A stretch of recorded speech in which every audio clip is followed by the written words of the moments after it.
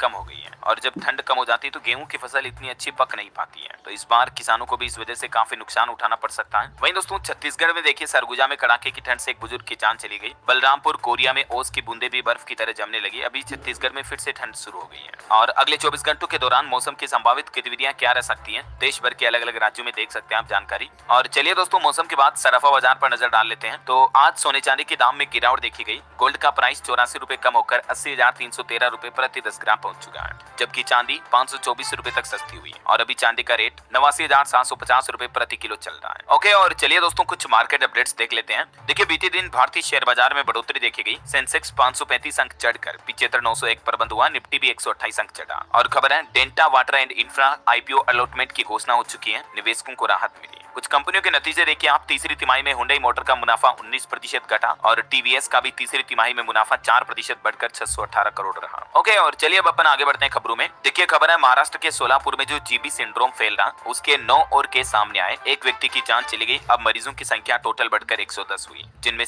लोग गंभीर हालत में वेंटिलेटर पर हैं। महाराष्ट्र सोलापुर में 7 जगहों पर प्रदूषित पानी भी मिला, जिसके जरिए मतलब ये जीबीएस गुइलेन बेरे सिंड्रोम फैल रहा है। अब स्वास्थ्य विभाग अलर्ट मोड पर है। चलिए अगली खबर देखिए। ग्रीस के एक्रोपोलिस जैसा वडनगर गुजरात का म्यूजियम है। ये 2500 साल पुराने मोदी के गांव में बना दुनिया का दूसरा सबसे बड़ा संग्रहालय है। और बड़ी खबर आ रही है वक्फ बिल पर आज जेपीसी की आखिरी बैठक होगी। रिपोर्ट को स्वीकार करेगी जेपीसी समिति और अब अगले 6 महीने के अंदर अंदर वेबसाइट पर देनी होगी वक्फ संपत्ति की जानकारी भी। इन बदलावों के साथ स्वीकारा गया वक्फ का नया विधेयक। और बताया जा रहा है कि जेपीसी की बैठक में विपक्ष पूरी तरह से खाली हाथ रह गया, क्योंकि इस बैठक के बाद अब आखिरकार वक्फ संशोधन बिल को मंजूरी मिलने जा रही है। और वहीं दोस्तों अभी एक दिन पहले आपको पता होगा उत्तराखंड में जो यूसीसी कानून लागू हुआ, तो उसके खिलाफ भी अब आर पार की लड़ाई का ऐलान कर दिया है। All India Muslim personal law board की तरफ से ये चेतावनी दी गई। उत्तराखंड में लागू हुई समान नागरिक संहिता कानून का विरोध करेंगे ये, और बोर्ड ने कहा कि अगर जरूरत पड़ी तो हम इस मुद्दे पर सड़कों पर भी उतरेंगे, जेल भरेंगे, आंदोलन करेंगे। यूसीसी और वक्फ बिल दोनों के ही खिलाफ मुस्लिम लॉ बोर्ड ने पूरे देश में विरोध प्रदर्शन करने की चेतावनी दी है। मुख्यमंत्री योगी आदित्यनाथ ने भी इस मामले पर बयान देते हुए कहा कि अब बंद होगा रूमाल रखकर वक्फ संपत्ति पर कब्जा करने का सिलसिला, हम कसेंगे शिकंजा। चलिए अगली बड़ी खबर देखिए दोस्तों। अमेरिकी कंपनियों के मुकाबले बहुत कम खर्च में चीन ने बनाया चैट जीपीटी का विकल्प डीप सीक।